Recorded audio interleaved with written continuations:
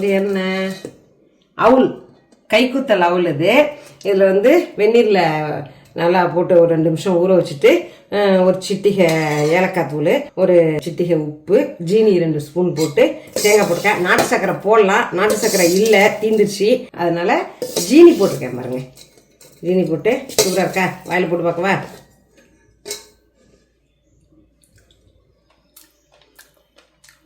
அடா அடா அடாடா சூப்பர். இந்த டிஷ் வந்து எங்கள் செங்கமலத்துக்கு ரொம்ப பிடிக்கும். இதில் வந்து ஏலக்காய் மட்டும் அவளுக்கு போடக்கூடாது. ஏலக்காய் போட்டால் கோவம் வந்துடும் அவளுக்கு.